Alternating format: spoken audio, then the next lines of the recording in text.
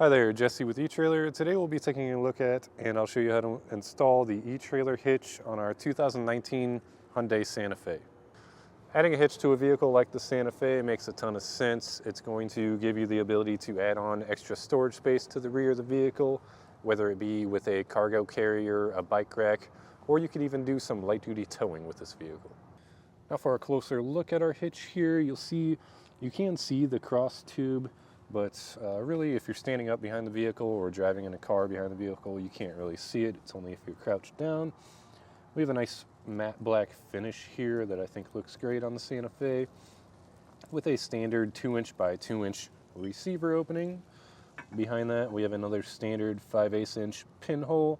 The pin and clip does not come included with the hitch. However, we have many options available here at eTrailer, and also any accessory you add on will most likely come with one. And we have a nice sturdy safety cable loop here, super easy to get either your S hooks on or a clevis style like this.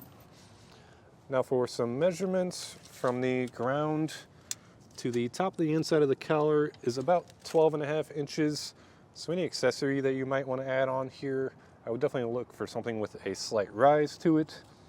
From the center of the pinhole to the edge of the bumper is just about 4¼ inches. So just keep that in mind for any folding accessory you might add on to ensure that it doesn't make contact with the vehicle. This hitch has a gross trailer weight rating of 5,000 pounds. That's the amount of weight that you can pull behind the vehicle, and a maximum tongue weight of 750 pounds. That's the amount of weight pushing down on the rear of the vehicle. Just be sure to double check your Hyundai's owner's manual to ensure that your Santa Fe can handle that weight safely. All in all, you can't go wrong with the eTrailer hitch for your Santa Fe. I think it's the best looking hitch on the market with that matte black finish. As far as the install goes, it's a pretty simple process. However, if that's something that you're not looking to do yourself, maybe you don't have the time, the space, or the tools to do so, feel free to check out our dealer locator. However, if you are looking to get this installed yourself, feel free to follow along and I'll show you how we installed ours. The first step of our installation will be to lower down our spare and get that out of the way. I've already gotten that done. So we'll move on to lowering our exhaust. Start here with this exhaust hanger. Just pop that loose. I have it sprayed down with some silicone spray just to make it a little easier. We'll get that popped loose. So I have a cam strap supporting our exhaust just so we can control it to lower it down and we don't worry about damaging anything. If you're working on the ground, you could also use a jack stand or something like that. I'll just come in with my pry bar on this one and get this popped out. There's kind of no easy way to get any leverage on this one, so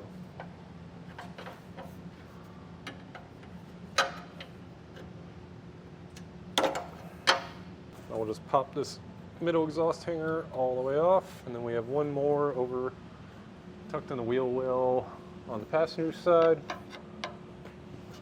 Should just be able to pry that from this angle. Get that one removed all the way. Now our exhaust is hanging down. We can lower our strap a little bit just to give us a little more room. Now we have this plastic panel to remove. It's just held in with a handful of these push pin fasteners and a few nuts. So just take a flathead screwdriver, work the center out, and it should pull out. So we'll just work our way around, get each of these removed.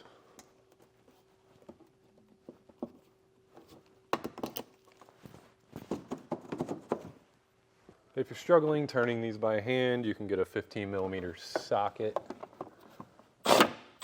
and get them to turn while still pulling down on it. But with those removed, we'll just set this aside for now. Now anything that we do from this point on one side, we'll do on the other side. So we have these little rubber plugs here. Should just be able to get a flathead screwdriver and pop that off. These are our weld nuts that we'll be using.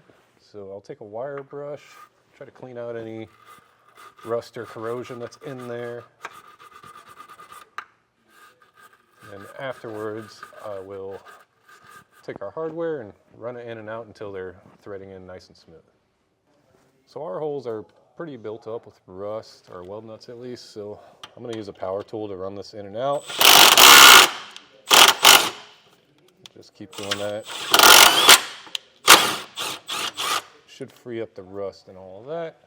And then I noticed on ours, I'm not sure if this is normal or it's just some slop from the factory, but we have this sealer here that's going to be in the way of our hitch. So I'll come through with a knife and cut that off.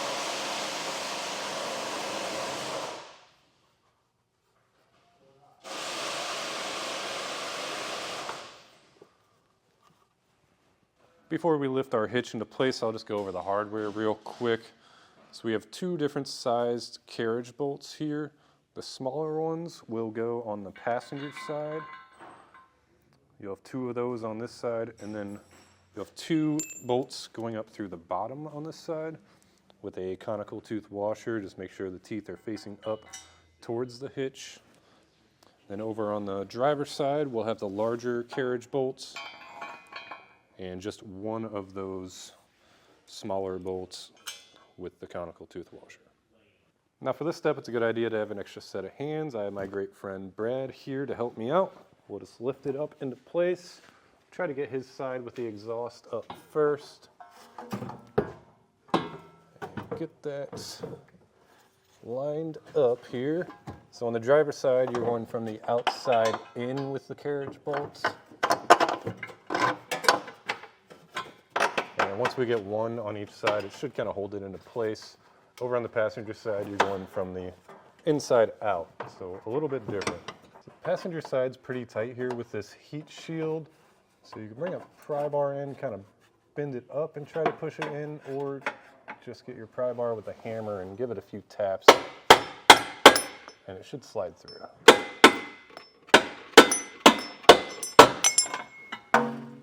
We have these alignment tabs that are just here for assembly purposes in the factory.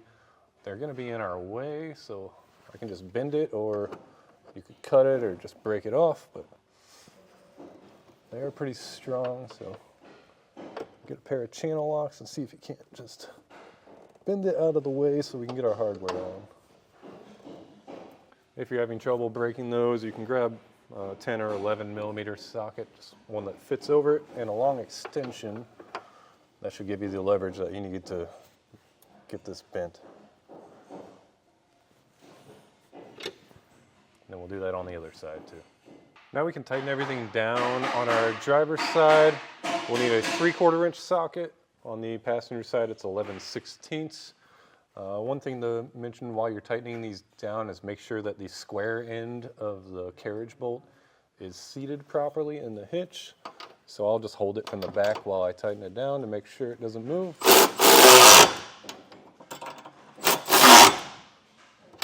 And then we'll use a 17 millimeter socket to tighten our lower bolts.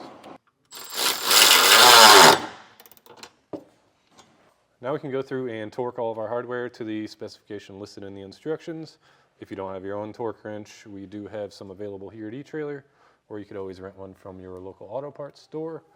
Just make sure to check the instructions because all of our hardware has different torque specs. So we'll just go through and get these all torqued down.